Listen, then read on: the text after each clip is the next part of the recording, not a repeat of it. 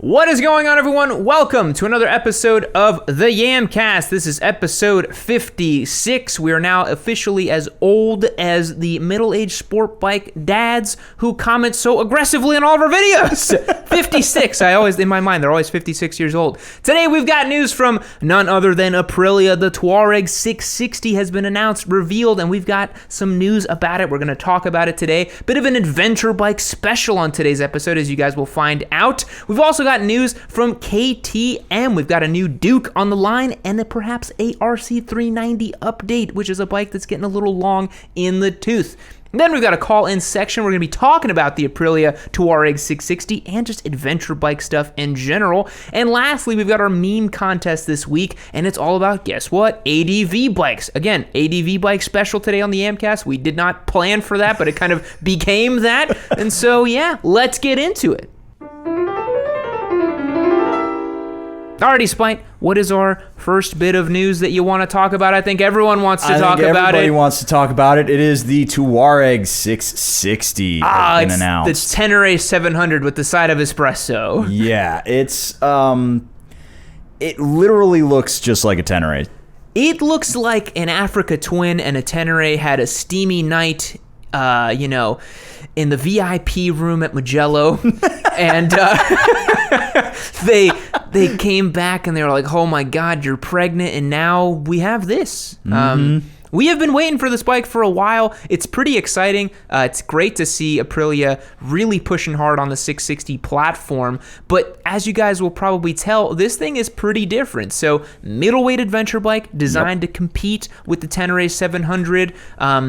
Probably the Duke, the Adventure 790, probably not the 890R because I think the price point's a little bit lower on this guy than something like that. But it still features that lovable 659cc P-twin that is so delicious in the RS660. Yes, however, it is down-tuned slightly. So this bike is only making, let's see, I believe they said 78.9, round that number up to 79 horsepower. And that's, pretty much right in line with the Tenere 700. It's probably a little bit more. And they're claiming 51.6, and we'll call that 52 foot-pounds of torque out of this bike, which is more than the RS660 by a pound and a bit. Nice. Got your spec sheets all lined up there. I love it. Yeah. So they've changed the engine pretty considerably. They're down 20 horsepower. And they only went up 2 foot-poundos, which is a little interesting to me. Yeah. The big thing about this is that it's got a completely different frame than the RS660. Now, as many of you guys know, the RS660 features that delicious aluminum twin spar, really awesome sport bike frame. That would make no sense in an adventure bike, so Aprilia has designed a tubular steel frame, if I remember correctly, for this machine that is much stronger and much more appropriate for an adventure bike. The swing arm also looks longer and different, and I think it's going to be a pretty healthy competitor to the T7. It's probably going to be just as light and flickable and fun and playful off-road, but with that extra sizzle of Italian. TFT display on this guy, right? Yes, we've got we pull up the cockpit shot here. Got yourself that full big old TFT display. They've got the same, not the crazy levels of adjustability, but there is a lot of toggleable modes and power modes and nanny modes and disableable rear-wheel ABS and all that good stuff that you would want to see on a bike like this. So they're giving you all of that, adventure bike goodness with the tech that the Tenere 700 does not have. Yeah, and a lot of people like that about the T7. They like that it's stripped back, simple, no tech to mess you up when you're out on the trail. I could see the Tuareg 660 being more of a touring biased adventure bike than a insane off-road bike like the T7 is, where people are like, I ride single track, bro, I'm gonna take this in the woods, bro. This is more of like I'm gonna trundle down my favorite forest road, have a nice time. I don't know if people are gonna take this as aggressively as they did with the T7. Yeah, it kind of feels to me like this might be a bit of a dirt princess here. The kind of bike that, like a lot of Africa Twins, where it really sees more highway miles than anything else. And I'm totally fine with that. Yeah. Because the RS660 already made such a pleasant road-biased bike. I'd love to ride a platform based on that it's upright and comfy and cool, you know? The question is, will they have figured the connecting rod problem out by then? Nope, this one blows up too. So that's the thing, is that, you know, Aprilia right now has been in a bit of hot water with the reliability situation, and the last thing you want to do is take a bike that may or may not be reliable into the great unknowns, right? Yep. A T7 is damn near indestructible, as a lot of people have proven. Yeah. They're tough little bikes. And this bike's got to be just as tough with it too, but it might fall under that dirt princess kind of moniker. One thing I'm interested about this bike is, what is the ground clearance and what is the travel at the front end? So they gave the travel in ferry units, which I don't remember.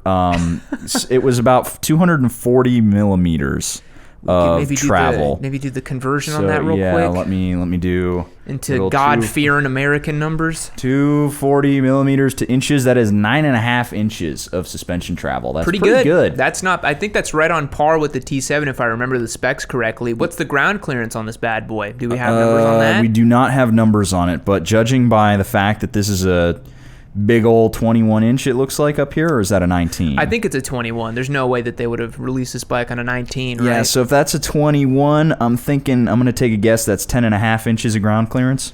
Ooh, if you think that much, the T7 only has like 8 or 9, I can't remember. Probably, let's call it a conservative 9, because it looks like it's about an inch down off the middle of the tire there. Yeah. So call it maybe 9 inches. Yeah. Could be 9 inches of ground clearance there, pretty decent. Again, I don't think it's the type of bike where you're going to have to really be worried about when you're taking it down some crazy ledges and stuff. It feels like everybody who gets these adventure bikes feels like they got something to prove, you know? They're like, I could go down the ledges if I wanted to, bro. I got 10 inches of ground clearance. It's like, but buddy, relax. It's okay. Your dad can't hear you anymore. He's dead. He's in the ground. Don't worry. The question is, do you think Poltares is going to be doing the same kind of crazy stuff on this bike? They're going to get some Poltares clone who probably can. Poliotares. They're going to get the Italian version of him. Policcio. One thing that I'm seeing on here too is the 43 millimeter upside down forks. That's pretty spindly for an adventure bike. You normally see, 46, 47 mil? Yeah, usually they're pretty darn beefy. They're supposed to be beefier. I think on my sled, I've got 46 millimeter forks on that bad boy. And if I'm not mistaken, I believe the DRZ is 46 or 47. Yeah, I think the WR is 46 or 47, something like that. So these forks are definitely skinnier. Not as wide of a diameter. Don't know how much that's going to affect the handling on it, but you want beefier front forks on a bike that's ostensibly designed to go on single track and do some cool stuff, you know? Yeah, and they, in terms of wet weight, or dry weight rather, we have 187 kilos. Back to Google. Let's figure it out. So 187 times 2.2 is 411 pounds. Dry. So that's not too bad. So I think wet and ready to ride, 450, 440, something like that. That's right within striking distance of the T7 and the Desert Sled and some bikes like that. Yeah, I think this is going to make a very worthy competitor to the T7. What's the price on it? Do we know? The price is probably a number we're going to need to Google here. 11. Jesus, words are hard. The Tuono 660 is 9,700 pounds. It says, we'd like to see the Tuareg slot in at 9,999 pounds and give Yamaha something to worry about. I would imagine that the Tuareg is going to come in American dollars, probably 11.4 is my guess. I was thinking probably like 11.9 straight, so that it's like right at that $12,000, because of course they're going to charge a little bit more for the ADV boys. It's going to be a little bit more expensive, but I wonder, if it's what the price might be on that, I think it's going to be an interesting motorcycle, to be sure. I think the fully adjustable suspension, right? Has to be. Yep. The let's see here. Progressive linkage rear shock, they're not saying here, but they're definitely going to be having some levels of adjustment, as they're saying there. Yeah, it has to. It is really cool that they made a whole new frame for it. One thing I saw is that the engine there's like a big bracket basically that attaches to the engine, then attaches to the frame, because the engine is a stressed member in the aluminum frame on the RS660, and it's bolted up in a funny way, if I remember correctly, right? It's like there's like a little fin off the engine where it bolts up to. Yeah. So on the Tuareg, it's a little different. There's this video on Aprilia, from Aprilia, on the Tuareg where they actually show that's what I wanted to how see, this all bolts up. Let me open this up in YouTube so we can actually see it in big. So you can see it bolting up right there off these arms here. Yeah. So it looks like it's still that big stressed member. Yeah. The frame looks very similar to the Tenere's frame, honestly. Mm-hmm. I think this is going to be a very worthy competitor and a very interesting entrant to the newly kind of minted middleweight ADV category that people are so in love with. Looks like Pirelli Rally Scorpions stock. It's a great tire. It's the same one that T7 comes with. I think this will be great just to get people who want a T7 the opportunity to buy something else. Yep, because God knows Yamaha can't print enough of those fast enough. They did not bring enough to share with the class. They certainly did not. Great looking bike. I'm very interested to ride one and see how it works. Looks like it'd be a very comfortable city bike, good long distance bike. Mm-hmm. Fun amount of power. You could use literally 100% of it, which I love, you know? Yeah. I kind of would have liked to have seen this making that 100 horsepower, I think. I think if it was making 100 horsepower, then the Duke the Adventure, KTM Adventure comparisons make themselves a little bit more easy. Yeah. Because if I'm not mistaken, the 790s at about 100 and the 890s at about 115, something like that. Yeah, and I think for the touring side of things, that makes it good. But for off-road, I mean, while I was riding the T7 around in the dirt in Georgia, 75 horsepower already proved to be quite a handful. I was like, this thing loves to slide. I was like, holy crap. But that Yamaha P-Twin is no slouch, as we know. It's a powerful little engine. Dude, super stoked for this. The sound this thing's going to make is going to be awesome, I bet. I mean, if it sounds anything like the RS does, it's going to be delicious. This is great. And some people in the chat here saying that some of the cues of this bike is a call out to the OG Tuareg from back in the day, which I think is pretty cool. Yeah, I have not seen the OG Tuareg. Yeah, I forgot about that bike, but this is kind of like a revitalization of this bike. So you guys know there will be so many Aprilia Tuareg 660 versus T7 videos, and we will never make any of them because that will get like 3 views on our channel, as much as we'd love to, but then we would, and then everyone would say we have no idea what we're talking about anyway. So what's the point, right? Anyways, rounding off the Aprilia Tuareg 660 here. Cool bike. Very interested in it. Yeah, keep our eye on it. Yeah. What's up next? Next up, we have spy shots of another KTM Duke segmentation. I don't know what's going on with KTM, why they're doing this. But this has to be for Euro 5 or 6 or something, right? It has to be. Because what the hell is going on? Like, we had a 790, 890, now a 990? We're back to the 990? Because then they used to make a 950. 950. So they had the 950 LC8, and then this is starting to sound like Porsche stuff from like the 991, 992 generation. There's so many numbers happening at KTM. It's insane. Yeah, they need to take a step back and be like, we've got a little bike, we've got a middleweight bike, and we've got a bigger bike, and then we just crammed another one kind of in the middle. Like, they're like, no, we have a little bike, 6 middle bikes, and 1 big bike. What? I mean, we were talking about it just a second ago. 790s at like 100-ish, 800, or the 890s at like 120. This is going to be maybe like 140, and then you got the Duke at 180. Are they going to put the 11, like the 1090 in there somewhere? And I just feel like KTM always looks at the MT-09 and they're like, our engine has to be bigger. And so Yamaha bumped up the MT-09, and then KTM was like, Das ist verboten! No! And then they made a bigger KTM. They're just like, you will not defeat us!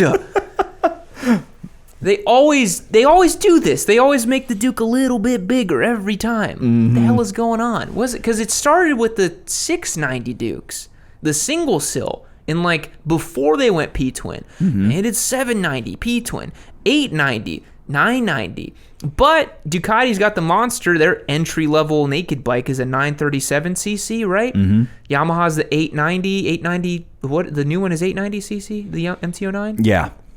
So everything in this category is 900-ish cc. Z900, right? Yep. So basically, yeah, manufacturers are like, you're going to get a leader bike. Yeah. Screw you. You're going to get a leader bike.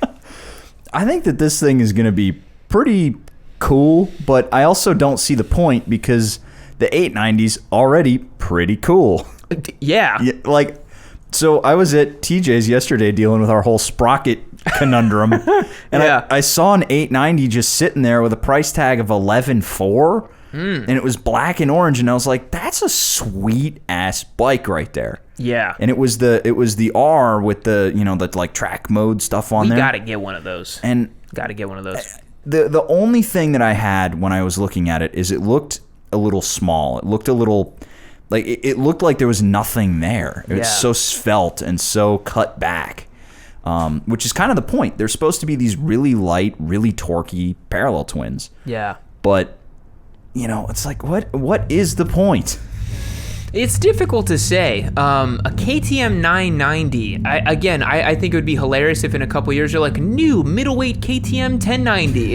It's like, wait, you guys literally, y'all did that. That was the big bike. They're like, nope, never heard it. Nope, our big bike's the 1300 now. The new Super Duke 1400. Oh my God, a 1400cc Super Duke. That's some Harley stuff at that point. That's the Ultra Duke. The Giga Duke.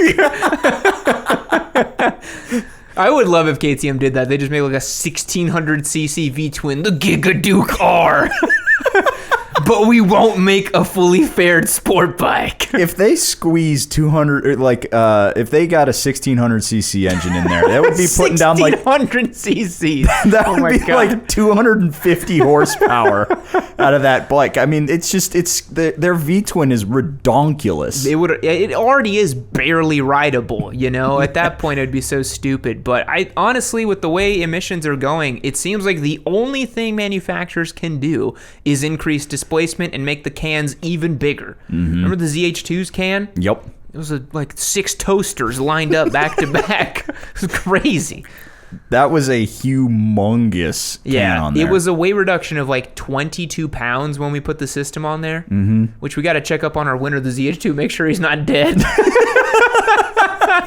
Be like, bro, you still okay? Bro, are you good? Did you ride that bike? You enjoy it? So what else do they say in the article about the 990? Any other insights that we maybe did not think of? So these are all spy shots right now. And like you said, offset upcoming Euro 5B. Euro 5B. So apparently there is another Euro 5 coming down the pipe, which I guess they're going to be using this with a fatter exhaust, like you said, to try and squeeze out the same amount of power. Yeah.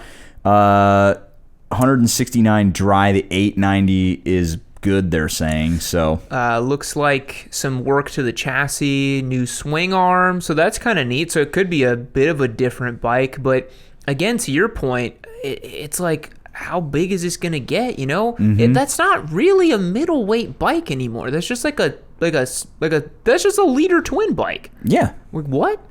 That's not. It's like the only other bike that it's going to compete with is the CBR 1000R, which is at that 140 horsepower, which I suppose is also Jixis Thau. Yeah. About 150, 160. I think a couple manufacturers are not really understanding that at some, like, a lot of people don't want all that power, you know?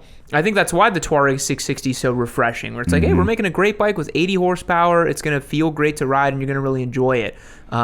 It's a bit silly to be like, your only middle displacement option bike is going to make like 130, 140 horsepower, you know? Yeah. That's a lot of juice, man. That's not nothing, you know? But I know KTM will make a fun and interesting bike, but it concerns me a little bit that these bikes are all getting so big, you know? Mm-hmm. I think we're seeing like stagnation in the top spec leader bike, like the flagship bikes. They haven't really changed much, and now everybody's like trying to find that new meaningless middleweight winner. Yeah. And it's literally just a CC war at this point. It is, yeah. It's like the opposite. It's like we're seeing the Speed Wars from the 90s, but just playing out for middleweight naked bikes. Mm-hmm. All these middleweight bikes with 900 cc's. That doesn't make any sense. No. I mean, at that point, you're forcing yourself to consider the Super Duke. Like, the 1,000cc barrier is not the upper limit of, growth now. Like, at that point, cc's is shatters. It's meaningless. Yeah, especially when you're looking at naked bikes. I mean, the naked bike market in particular is so crazy because, like, I think Cowie has an interesting thing where it's like they've got the Z400, the Z650, a true middleweight, the Z900, which is a 948cc inline 4, which by most standards in a generation ago would be like, that's a liter bike. It makes like 130 horsepower. That's fast. Yep. But then they're like, no, we also make a supercharged naked for you to have, And they used to make the Z1000. They did, yeah. So... Meanwhile, Suzuki's like, Jix is thou, take it or leave it. We also make a 750. We don't know why. God bless Suzuki. They just do not give a fuck. They don't care at all. They don't care. Yamaha definitely cares a little bit more. Their MT-09 apparently is much, much improved and better. But yeah, I mean, I don't know where this is gonna lead, man. Like, and in reading this article, there's also like, water jackets around the engine to help deaden mechanical noise. So these new emissions things might not even be just for emissions. It might be overall noise for the bikes, which is a bummer. Ducatistas with dry clutches everywhere. Look out. They're coming for you.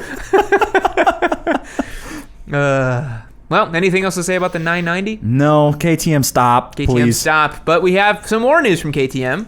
RC390 update. Oh boy. So this is they didn't make a 490 like everyone thought they would. No, I think they are still planning on it, but who knows.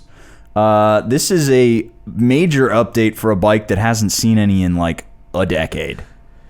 It's been a long time. It had a minor refresh in 17, I think. God, that's ugly as sin. Yeah, I gotta say, my first gut on this 390, ugly, dude. Yeah, ugly bike. Good Lord. I get they're trying to copy the GP styling here with this orange and blue. No, bruh, that doesn't work for me at all. And it looks like if a Gatorade bottle turned into a motorcycle. It's not a good look. The headlight situation here is a little strange too, like with the dots on here kind of looking almost carbon fibery, and then weird running lights here, and then your turn signals there. Yeah, this one is gonna have to grow on me a little bit because my first impression. I normally don't think this about bikes, but I'm just like, dude, that's ugly, bro. I'm not vibing with this bike at all. Yeah. But this is apparently a vastly revised and changed around RC, right? Yeah. So we've got a bullet point list of things that have changed here. They claim that this is handsome. No. So they're saying that it's lighter than the old model. Wow, the other one's already light enough. Yeah, but KTM, they're losing pounds everywhere at this point. Absolutely. They're also claiming that it's going to stay around 43 horsepower, but it is going to get the TFT dash. Finally getting rid of that stupid, ugly dashboard. Yeah, that's going to be massively improved, and probably just a direct swap off from the Duke 390. Yep. I'm seeing fully adjustable suspension. Fully adjustable suspension right there. That's cool. Looks like the same WP Apex right off the Duke. Yep. I mean off this Fart Pillon 401 too, probably for the same set of forks. It's a great little setup for these bikes. Yep. And then they're claiming that it's going to be around 5,500 pounds. So $6,000. Yeah, $6,000 here. Something like that. Saying some new electronics too. Gains a quick shifter and dedicated modes from the adventure models.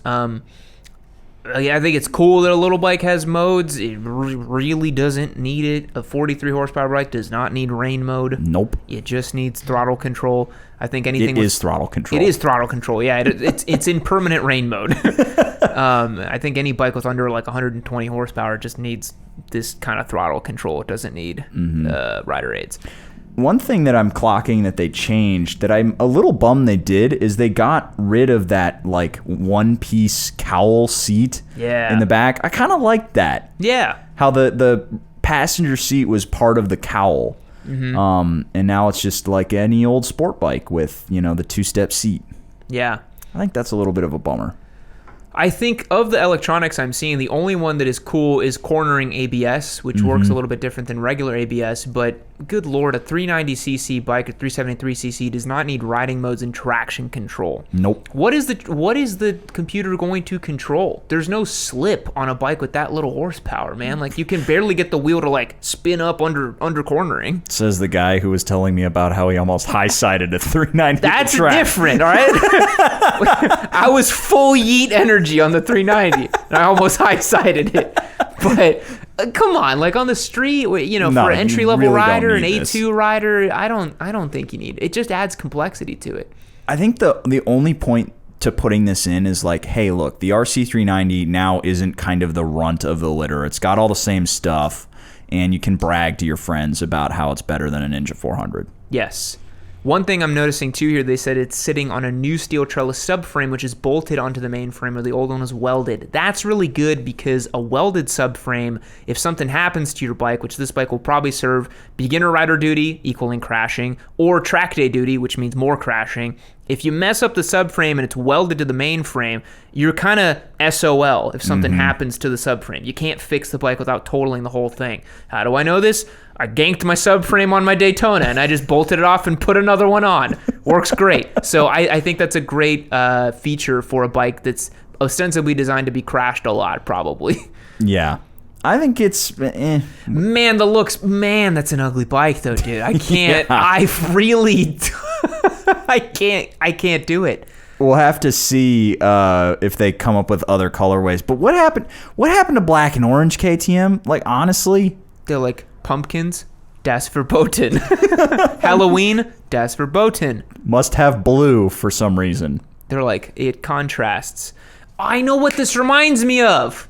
Florida Gators. Yup. It unearthed a deep memory in me as a Florida boy. Yeah, this there is we like go. a Florida Gators motorcycle, dude. That's what this is doing for me. I was like, why does this feel so bad when I look at it? Ugh, yeah. Gators colors. It is Gators colors. That's probably why I said it looked like a Gatorade bottle turned to life. Yep. Or motorcycle. Because oh my God. Yeah, and again, I'm not super, about like, oh, motorcycle has to look cool or blah, blah, blah. And I'm pretty kind to new bikes, but holy moly, dude. I mean, I really don't like the way this looks. Yeah, it's kind of brutal. And the lines on the, side of it are a little funny. They kind of all come to this weird V peak in the bottom. Yeah, but from everything we're seeing on here, it should be a better bike in every way, shape, and form from the old one. So that's cool, Do you think it'll still pop out of gear all the time? Mine just did that because it was a wretched little track bike. But I hopefully not. I think mine did that because how many times did I crash that bike? 4? I think I crashed that bike 4 times, and the shifter lever was just not really working that great anymore after that point. That little bike taught me a lot. That was a lot of fun. But yeah, that's going to do it for the news today, folks. We're now going to move over to the call-in portion of the podcast and chat ADV with the boys. Let's do it.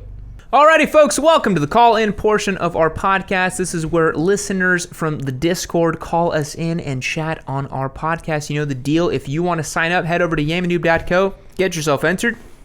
On our website, you can sign up for the Discord server, and then you can join live on these Yamcasts and hang out with us. But without further ado, for all of you folks at home on the Discord, call and press and hold on Spite's name on the server, and you can chat with us. And we are chatting ADV bikes today. Anything about ADV bikes or the Tuareg 660? Let's go. Alrighty, starting us off, we've got Bad Assler. Oh, T7 owner. Mr. Bad Assler on the Yamcast, T7 owner extraordinaire. How's it going? We're talking ADV bikes. Gentlemen, how dare you? What did we do? Single track people are the most annoying, really? Thank you for proving the point. Yep, see, here we go already. No, I would probably agree with you because I've been riding and stopped at staging areas and had people clown on me for having a Recluse on my bike, and I'm like, dude, I'm my pushing God. 40 and I'm overweight. Like, I'm gonna take whatever help I can get. Dude, Recluses are sweet. I've ridden in the trails with one, and compared to always stopping and starting with the clutch manually on a trail bike, it's so much nicer. Yeah. It's so much nicer. Yeah, and then you get the enduro bros who are like, "Oh, you're not on a two-stroke, man. What's wrong The with you?" two-stroke people. Oh, I forgot the two-stroke people. The two-stroke people are the worst. Oh my God. Yeah. But the Tuareg, yeah, I think I agree with you that it's probably going to be a dirt queen. There are times where let me ask you this: as a T7 guy, what is it about the T7 that you think is going to separate it from the Tuareg? Because on paper and from everything we're seeing, they look pretty similar. I think if you're a dude who's looking for that kind of an ADV, and you're saying like, I want to do, serious crap with this ADV, and you're looking at a Yamaha versus an Aprilia, what are you gonna pick? Like, that's what we were saying. What's not going to leave you stranded in the middle of the desert somewhere? What can you fix with, a paper towel and a hanger? Hey man, you can fix connecting rods with the paper towel. Yeah, I mean there are times, granted, where I have wished like maybe the T7 had a slightly nicer dash or some of that stuff, but I mean, if it was me, I wouldn't go for all that stuff over just the simplicity of the Yamaha. Mm-hmm. Yeah, I think it's hard to go wrong with the Yamaha. I mean, the T7, like we were saying, they've been so popular that they can't even print out enough of them to sell them, and that's probably for good reason. But yeah, I do think the Aprilia is going to be relegated to that kind of like dirt queen status, dirt light, dirt curious, let's say. But there's probably going to be some like diehard, try-hard, extremely dirt bros that'll take the Tuareg and try to prove what can be done on them, Yeah, I was just thinking it's kind of sad almost, because you look at the specs for it, and really, like, in the right hands, everybody should be able to do great stuff with that bike. Yeah, I think so. I mean, Paul Taras finished the entire stinking Romaniacs on the T7, so I feel like every T7 bro is just going to bring that up now. There's like, my bike finished on the Romaniacs. That's the entire reason I called in, is I had to make sure that was made known again. Yeah, I feel like we're going to hear from every T7 bro on the server tonight, and that's okay. Well, Badasser, we got to get going here, but I really appreciate it, and thank you for upholding the T7's honor. Yeah. Alrighty, next up we have Seawolf. Mr. Seawolf, our two-stroke enduro guy extraordinaire, if I remember correctly. How's it going? We're talking ADVs today. So I wanted to comment first on the new 660 Adventure. Yeah. I think it really looks the business. It's a great-looking adventure bike. As far as what you're talking about with the engine and trading off horsepower for not that much torque in return, if you looked at area under the curve as usable power, I bet you they shifted it lower and broader. So you probably have about the same amount of usable power, just less peaky. Yeah, and that's probably what you'd want. And then on I wanted to comment ADV, about adventure bike people in general. I think there's an overlap with SUV people. Mm-hmm. Yeah. The mindset is a bit the same, and the logical part that makes sense is, okay, you're sitting up higher, you can see everything, they're great for cruising distance, and it's just a comfortable experience. Where it starts to go a bit awry is where the SUV guy doesn't just get the regular Bronco. He gets the one with the air lockers and the 35s because every fall there's leaves on his driveway.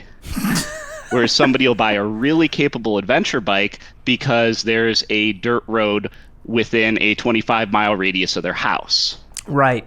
Yeah. Yeah, that's what we've seen is like, people buy these adventure for whatever bikes. reason, if you guys are talking, the audio on your end isn't coming through. So if I'm speaking over you, I do apologize for that. Oh, okay. And then Can you hear lastly, us now? just one thing in defense of the two-stroke bros out there, because I obviously am one of them, is we're a bit sensitive because there are so many misconceptions that are completely inaccurate because it has to do with ancient two-stroke engines and power characteristics. It's not even remotely appropriate to compare one of those to a modern one. Well, thank you, Seawolf, for the updates there for the two-stroke boys. Hopefully our next call is a little bit more normal. Yep. Next up, we got Juan Daddy. Hey there, Juan Daddy. You were on the Yamcast. We were talking ADV bikes. What have you got for us? Hey, what's going on, guys? Yeah, so I wanted to just call in and just talk why I think, and it's a loose term, why, like ADV bikes are pretty awesome in my opinion. I kind of agree with you that you can really make any bike and do adventure bike. Maybe not, like a Harley or something. You would be surprised. The dual Sportster boys. Yeah. The dual Sportster, yep. Yeah, I've seen videos on YouTube of guys off-roading, Honda Goldwings from the 80s and stuff too. So yeah, if there's a will, there's a way. But I mean, like the newer middleweight-ish ADV bikes, I think if you are a rider and if you can only really have one bike, it's a good all-around tool. You can do long rides on them. You can do light off-roading. 99 out of 100 people aren't going to be able to do, on what a dirt bike can do with one of those. Some people are good enough to do it. Not me. I know I can't. But like when I was looking to buy a new bike a few months ago, I knew I was only going to be able to have one bike because I'm moving to Hawaii. Mm-hmm. I was like, well, I'm just going to get an adventure bike because I want to do a little bit of off-roading and I want to go on, nice long rides, and I don't want it to be slow. So yeah, I think it's a good option for people. Yeah, I agree with that. ADVs have kind of become the good all-rounder kind of bikes. Some of them are a little more touring biased, some of them are more off-road biased, but there's a flavor out there for everybody. But yeah, you can do touring on them, sport bike riding as well. I've seen a lot of guys absolutely ripping it up on their R1250 GSs and stuff. Light off-roading, yeah, they're pretty sweet. But when you design a bike to do a lot of everything, I think it doesn't excel in any one place, and that's the only thing that happens with them. But they are very comfortable. That is the one thing they got going for them. My God, you can just crush miles on an ADV. It's crazy. Yeah. Yeah, I did like a 450 mile round trip on my 790 Adventure last weekend, and it was fine. Yeah, you don't even feel awesome. It. Where I feel like if you did that on the Fireblade, you'd wish for death after about 100 miles. You probably would. Yep. Yeah. All right. Yeah, but I just wanted to say my piece, and yeah, you guys have a good one. Sweet. Thanks, Juan Daddy. Later. Next up, we've got Marky Mark, who I believe is our resident T7, another T7 boy. Mr. Marky Mark on the Yamcast, resident T7 in Austin boy. What have you got for us today? Hey, what's up? Y'all mentioned me, so I got to chime in. First off, did y'all hear about Polteras making their Maniacs? No, we've only heard about it 16 times tonight. I'm just kidding. The Aprilia. I was a little surprised I didn't hear the KTM 790 or 890 somewhere in there. And also being an Italian stallion, if I'm correct, I guess. One of the things is, like, if you're moving down from the bigger ADVs, or if you've been doing this for a little bit, you kind of already know what you want in a bike, and all the middleweight stuff has been pretty specific to their branding. I mean, the T7 is very much the Yamaha. The 790, 890 is very much a KTM. I guess that Aprilia is, what Aprilia does I guess. I mean, if you're coming from an ADV perspective, you already know which bike you want, even if it's competitive. So even if it's a competitor to the T7, I don't really see the point of like a lot of the comparison stuff, even though they're directly comparable. Yeah, I think the Tuareg 660 slots in nicely for maybe those who are like first-timer ADV guys and don't know what they want just yet, Like, you're a more experienced ADV guy, and those who know a little bit more about motorcycling, like you said, might look at a Yamaha, look at a KTM, look at an Aprilia, and kind of know where they're going. But I feel like the Tuareg might be for the guy or girl who's like kind of ADV curious and maybe is thinking of like a 2.0 660, and then they're like, oh, but maybe I could get one that can tour and go a little off-roady, and they're already at the dealership, and then they ride it and they love it. I think that might be the case, but because if you're looking at a single track crusher, crazy ADV bike, the T7 is still the choice, I would say. Right. And the other thing too is just like, if there are people who are looking into adventure bikes to learn off-road, don't. I can 100% agree. I learned on a friggin' Ducati Scrambler Desert Sled, and I had a bad time doing it. Yeah, no, I saw the broken foot. That's okay. It's just like, if you're going into that off-road segment, I mean, you might not want to be considering any of those bikes. I'd say the choice you'd have to make is you already have dirt experience and you want something that can go long miles, and then you got to decide, do I want Yamaha reliability? Do I want KTM's race, or Aprilia's pedigree, and make some decision from there? I don't want a KTM. I want the Ducati Multistrada's pretenderness. That's what I want. Hell yeah. But yeah, I mean, when I made the decision, I looked at KTM and said, I don't want your problems, and bought a T7. That was about it. It's done very, very well. I mean, I went on 1,600 miles in the last couple of days, or a couple of weeks ago, I think. And yeah, it's fantastic. I'm sure the 790 would be freaking awesome off-road though. Yeah. So our T7 boys are chiming in tonight. They got to let the world know they made the right choice, and we are validating them. Yeah. Anyways, did you hear that Paul Torres actually competed in the Romaniacs with his T7? All right, Mark. See you later, man. I'm leaving. Yeah. See you, man.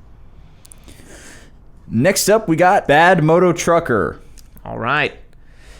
Bad Moto Trucker, you are on the Yamcast. We're talking ADVs tonight. What have you got for us? Hey guys, how's it going? Good. I've always been a big fan of quite a few of the Yamaha platforms, although I am a newly minted Triumph simp. The 1050 has taught me a lot. I'll say it that way. I've always been a fan of Yamaha's platforms. My very first bike was a 80cc Enduro Yamaha. Nice. And one of the bikes that I've always admired but never quite understood the genuine purpose behind was the FJ 1300. Mm-hmm. Do you think if they ever give that thing an ADV treatment, anybody would ever cross shop it against the GS? Interesting. So Yamaha makes the Super Tenere right now, the 1200cc big parallel twin, but they might make a kind of truly Dirt Princess styled multi-strada competitor. But what do you think, Spy? I feel like Yamaha's wheelhouse is not to make those kinds of bikes, No, Yamaha is a lot like the Japanese KTM, where they want their bikes to be fun. Yeah. And so they kind of begrudgingly make the FJR 1300 to satisfy, nerdy dads. Yeah. And it's, if I'm not mistaken, the FJR is inline 4 pumping out 140 horsepower. You got that off the Dome? Yeah, because I wrote the script for it a little bit recently, and they called it the Super Sport Tourer. I think that if they really wanted to do it right, they would strip it back and get rid of all of the nerd dad stuff and make it a bit of a adventure bike. Like a 4-cylinder adventure bike, though. That's Ducati territory right there, right now. But that would make it more like the what is it? The Suzuki, the 1000, the V-Strom 1000. Yeah, where it's literally just about touring, not about adventure bike riding. Because you can take it off road, kinda, but not really. Yeah, the idea of an inline 4 ADV bike, considering the really luxury ones are mostly dirt-ish, they're not actually, considered dirt bikes. I figure that would be a pretty sweet platform if you wanted to take a chunk out of BMW's GS crowd. Yeah, it's possible. I feel like BMW GS people are BMW GS people, and there's nothing you can do to change them, but... And they're certainly not going to buy a Yamaha. No way. They got dentist money and they want you to know. Yeah, but I love the idea, Bad Moto Trucker. Maybe the FJR will make an ADV appearance. Oh, and while I've got you on the phone, I'll go ahead and ask you real quick. What would you say is your best video editor for moto vlogging besides the premium one that you use? In terms of programs? Yes, I need to figure something out because I finally have a bike worthy of a GoPro. I just started using the GoPro camera. Yeah. And I'm trying to figure out what I should get that won't break the budget, but will let me do 4K and 1440p video editing.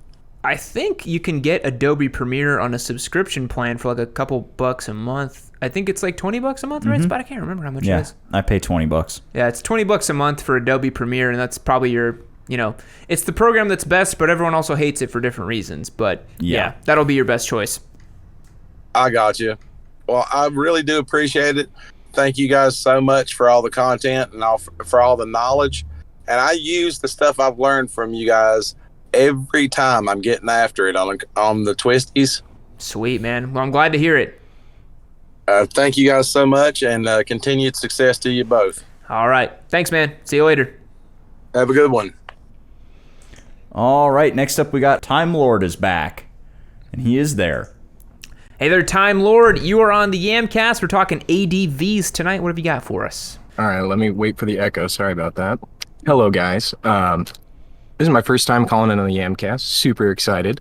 Oh, well, welcome. I'm actually looking to get rated on level of cringiness, which is kind of a thing that we get with ADV bikes. People are going to do weird stuff or not do enough with their ADV bikes. So I've got a Spark Pillon, and I kind of want to transform it into an ADV bike. Can you guys rate that on level of cringe for me?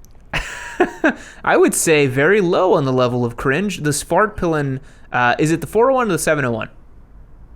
It's the 401.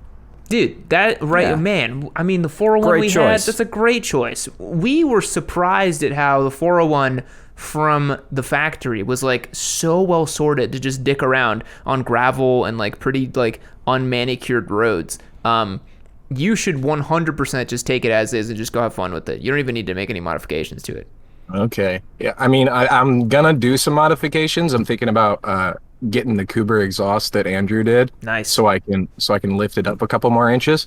But aside from the ADV talk, there was the stream for the giveaway, and we were talking about how people think it's fake and stuff. I think that you would get a lot less of that if you maybe looped in the winners on new content, like did like a heartbeat check, like how is this winner doing? What have they done with the bike? Like any cool mods they want to share, kind of feature them on the channel for a video. Probably. Yeah, it's funny. Get rid of the hecklers. We try a little bit of that, and then it's a bit frustrating because the videos don't even do that well, and so people don't see it that often. But maybe what we can do is maybe we can do like a short little piece to camera with them, and then put that in a list video so it actually gets a lot of views. Mm-hmm. And then that way people actually see that it is a real person. Like Alex, who won the RS660. But yeah, it's a little was crazy. Yeah, I mean, he was on stream. It was so awesome. Yeah. Yeah. Well, thanks for having my call, guys, and I appreciate the low cringe rating for my plan for this fart. It's a great plan. I fully endorse it. I think Spite does too. Oh yeah, absolutely. Oh, awesome. Glad to hear it. Yeah, I took it out off-roading once, and it was so nuts. I mean, I had to. This sounds like a hyperbole, but like I actually had to cut down a tree and drain a swamp to get to my campsite. That's awesome. It was great. Yeah, and I only dumped it down a hill once, so. There you go. Yeah. Yeah. Well, thanks, guys. Have a good one. Thanks, Time Lord. See you later. That's going to wrap up the call-in section for tonight, folks, chatting about some ADV stuff. Now we're going to move over to the meme contest, which is, you guessed it, ADV memes. Let's do it. Alrighty, folks, this week for the meme contest, we are not doing any more helmet brand roasts. We are doing ADV rider roasts. It's an easy target for us, and so we've asked our boys to make some hilarious memes about adventure bike riders, any format they wanted to. I think they came up with some good stuff, right? Yeah, and we got 10 entries here this week, and we're going to dive right in with Zentarian here. All right, Centarian's got a 3-panel here. It says, you're forced to go down a dirt road. Panic. You're riding an adventure bike. Calm. You're an adventure bike rider. Panic. It's too easy to just get those photos of BMWs on lightly manicured gravel, and it's like, oh, you went off-road. Mm-hmm. Good job. I also really love this meme format. It's Yeah. so much fun. Alrighty, so for Zentarian here, creativity. Creativity, let's give them a, what do you think, a 7? Or is that too high? Pretty, It's a known format type It's a of known thing? format. but it was used to good effect. Like a 6.5? I think 6. A 6. And funniness. Pretty funny. How about a 6.5? A 6.5. That is a 12.5 for Zintarian. Next up, we've got Stardust. That is not the YouTube. I'm going to close these tabs out. There we go. Stardust. Stardust here with the simple one. I love the Comic Sans font. Adventure Dad Vehicle, ADV. Man, ADVs really do get a rap for being dad bikes. It's probably because they're so damn expensive. Like flagship ADVs are like upwards of 20 grand. Whereas you and I earlier today were being like, I wouldn't drop 10 G's on a bike. Nope. We're like 5 figures for a motorcycle. Ugh. However, No, thanks. I will absolutely happily rip up a Pan Am on Harley's dime. Which you're going to go do. I'm so excited. It's going to Sturgis, ladies and gentlemen. By the time you all seeing this on YouTube, you'll be I'm in Sturgis. I'm going to come back with just so much Sturgis merch to just drop around the shop. It's going to be great. Whitney's going to have a tattoo. I'm so excited to see the content y'all make and the transformation that I'm going to see. Just don't get hurt on the big old Pan Am. Just ride that bike carefully. There's going to be some high heat energy on this bike. I can do it. It makes like 150 horsepower. Just send it. Yeah. So, getting back to the meme here for Stardust. Creativity.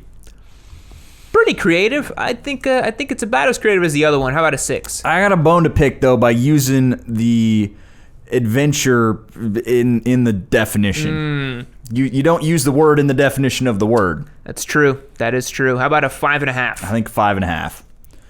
Got to ding him on that. Yep. All right. So next up, we've got funniness. Funniness for this one, I think I'd rate it a 6. A 6. Pretty funny. Pretty good. That is 11.5. Next up, we got Alex Solright. All right, we got guys pod racing up at the top, and then it says how ADV boys see themselves versus reality.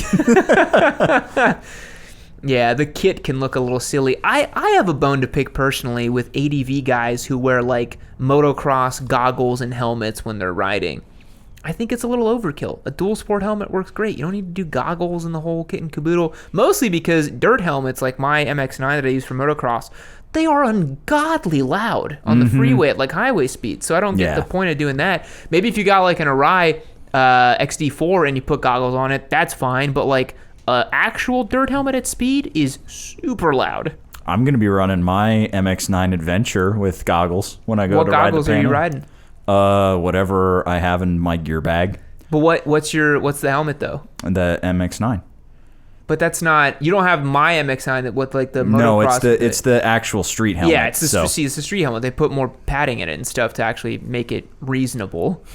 But maybe I'm gonna be cosplaying a little bit.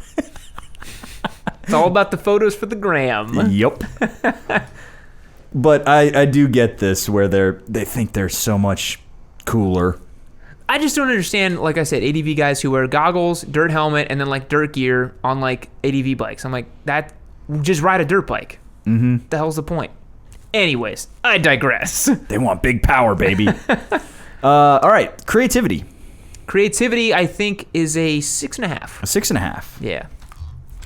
And funniness. Pretty funny. I think a 5 on this one. A 5. Yeah, it was, kind of funny. Next one, CBWFKY.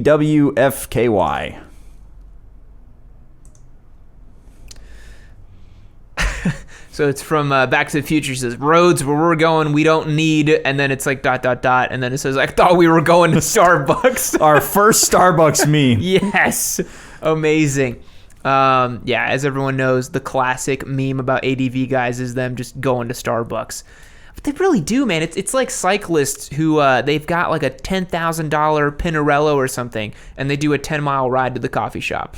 It's like, guys, you got like a top shelf bike made for awesome stuff, big adventure, big cruising. You take it out for a 20-minute ride to Starbucks. Bummer, There's some interesting bikes in that shot, though. Is that a Hyper back there? I think it's a Hyper, and I think back there is an Aprilia SVX. Yeah. I don't know where this photo came from. There's some interesting bikes in it. It almost looks like it's on the Dragon. It does look like the Dragon a little bit. I have no idea. So for CBWFKY, creativity. 6.5? A 6.5. Yeah. And funniness. You gave him a 5. Oh. There we go. Now my buttons are working. And for funniness? 5. A 5. Yeah. That's an 11.5. We've got 3 straight 11.5s right there. Come on, guys. Come on. Next up, we got, I don't know because I forgot to look. Magic Toaster. I love this format.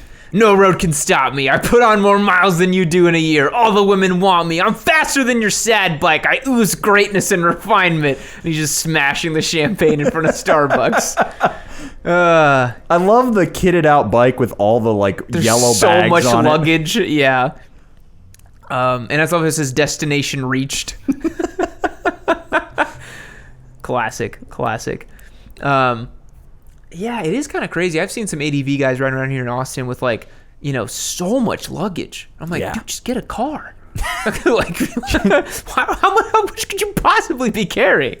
I love seeing the young ADV squid out there. They're always packing so much luggage on their bikes. Because they probably literally live out of their bikes. Mm-hmm. They're a young ADV squid. They're like, I forego 1 year's worth of rent to have this bike. Mm-hmm.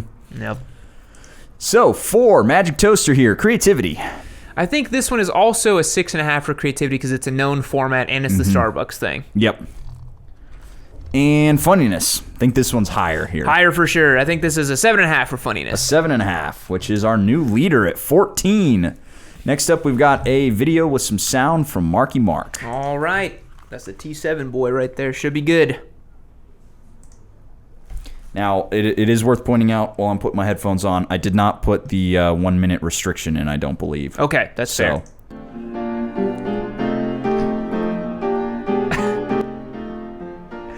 Okay, so what do you want? Can I get 6 original monster tacos?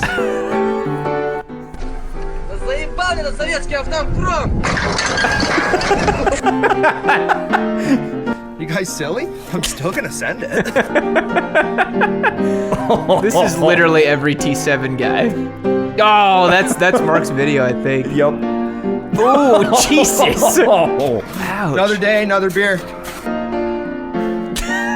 Who cares? The problem is that we don't look American. Well, everything's awful, which is a hallmark of being English. That's racist. We just look terrible. Oh man, a dent. I hate that. Try to keep your vehicle looking mint. Patrick, everyone is running away from me. I just don't get it. Maybe it's just because you're ugly. Better try the reflection test. Ugly. Wow. I like that. That was good. That was good.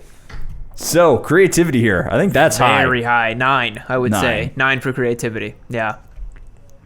I mean, he went through each of the... Man, I mean, that took... that's creative, for sure. The only way it would have been better is if he'd had the Tuareg snuck in there somewhere. Somehow, but maybe it wasn't announced when he made it or something. Who knows?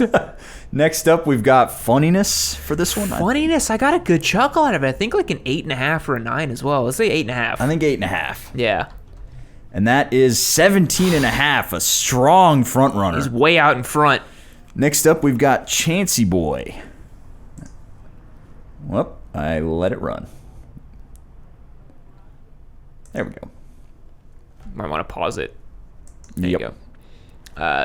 Sport bike power, dirt bike suspension, they come together. I am neither dirt nor sport. I am worse than both combined. I am an adventure bike. Nice. I love how he's fat too.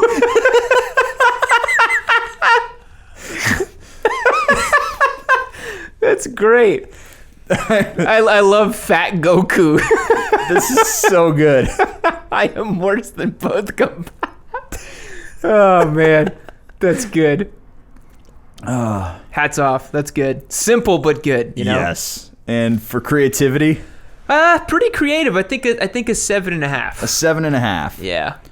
And funniness. Got a good chuckle out of me. A 9 for sure. 9. Yeah. That's 16.5 for Chancey Boy. That's a good score. He is on cooldown, I believe. So I will have to double check. Makers. I'm definitely gonna post that on Instagram. That's hilarious. Yeah, that's really funny. Next up, we've got Owl Citizen. Ooh, a chart. Owl Citizen, what does Dad really want this Father's Day? 1000cc Super Sport motorcycle. Do you want to be comfortable? Yes. You actually want an adventure bike, like Spite said. Give him the good stuff. The other one is Sport Touring and says you actually want an adventure bike, like Spite said. And then the other one goes, yes, but then it goes, no. And then it says, are you obscenely wealthy? And then it's Fireblade. I think, this is an interesting thing where it's like, I think the perception from adventure bike guys is like they are like just more evolved and they've thought about it more and they're just like, I can have big power, but I can just be comfortable too, right? Like the V4 Multi makes a crap ton of power for what it is. Yeah. The Pan Am makes 150 horsepower. And then you got the the 1290 Adventure at like 160 or something, 170. I think at this point they're just like, screw it, it's 180. Yep. We don't even care. That's the way it should be. Yep. The new Super Adventure is a pretty badass bike. Mm-hmm. That thing's nasty. Yeah. Unfortunately, we can't talk about it because it will never go anywhere. No. Sad. All right. For Owl Citizen, creativity. Pretty creative. I think a 7. A 7. Yeah. And for funniness.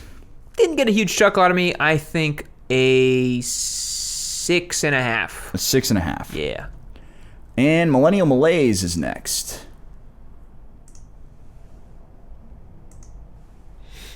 Millennial Malaise got a little guy with the dual sport helmet. Haha, this onion can't make me cry. And it says, owning an adventure bike doesn't make you an interesting person if you never go further than 100 miles on it. And he's just crying. Brutal. Ouch. Damn. I think that is the case, though. Some of the adventure bike guys think that just by owning the bike, they've qualified themselves as an adventure rider, you know? Mm-hmm. Maybe that's why they're so gung-ho on gatekeeping, you know? I honestly, if I'm going to apply a little bit of gatekeeping here, if you have an adventure bike and all you've ever done is ride on a highway, you're not an adventure rider. No. You're missing the point. I think personally, if you own an adventure bike and you've only ridden it in like your 200-mile radius of where you live, yeah, that's not an adventure, is it? No. Like, I rode I'm not trying to put myself on a pedestal here, but I rode my desert sled all the way to the mountains in Mexico, like 650 miles away from me, like through a border crossing. That's some adventure shit That was there. pretty, I have the toe to prove it, you know? My toe is now pointed this way for the rest of my life. Badge of honor. Yeah. So, for Millennial Malaise, creativity here. Pretty creative. How about a 7? A 7. Yeah. And for funniness. It was more brutal than funny. Yeah. It's more just like hard truths and facts. So I think I'm gonna give it a 6. A 6. And last up, we have Pervy Sage with our last meme entry. Adventure bike riders, adventures in quotes. 1% actually go on an adventure trip, 49.5% riding the long way to Starbucks, and 49.5% is finding a gravel road to take a selfie. Ooh! Oh! True! Truth! Yeah, I'd love to all those photos of adventure bikes in beautiful locations. I'd love to see the rest of it and just be like, and the road is right over there. Yep. It's always like those shots from where they let the camera roll on Man vs. Wild. Yeah. And like Bear Grylls is running through the swamp and shit, and they just pan the camera and there's a road right there. There's like a strip mall and stuff. So, for Pervy Sage here, creativity. I think a 6. A 6. It's well-known adventure bike stuff. You know what I mean? Yeah, and funniness. It's also the case of like more brutal than funny per se. Yeah. How about a 6 as well? A 6. That is a 12. All right. So it looks like Marky Mark is our first place winner. Surprise, surprise. The ADV T7 guy knew how to make a good meme about it. And then second would be Chancey Boy, but I do believe he is on cooldown. All right, so third place, or maybe second, will be Owl Citizen, so right? We'll put that in third. Oh, no, wait, just in Magic case. Toaster, you got a 14. Oh, that is correct. Yeah, good catch. So the Magic Toaster might be second or third. Yep. We'll have to check. We'll have to double check. And moving on down, we got Owl Citizen in 4th place. Nice. Well, guys, that's going to wrap up our somehow adventure-themed Yamcast. We didn't anticipate it being adventure bike-themed, but it was. And thank you so much for tuning in. Thanks for all of our Discord members for hanging in there with us and having some fun, making the memes. We could not do what we do without you guys. So it's a lot of fun.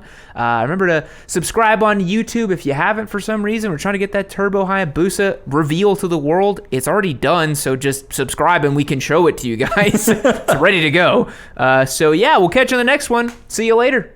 Keep watching Yammy Noob. Keep watching Yammy Noob. Keep watching Yammy Noob. Keep watching Yammy Noob. Keep watching Yammy Noob. Keep watching Yammy Noob. Keep watching Yammy Noob. Keep watching Yammy Noob.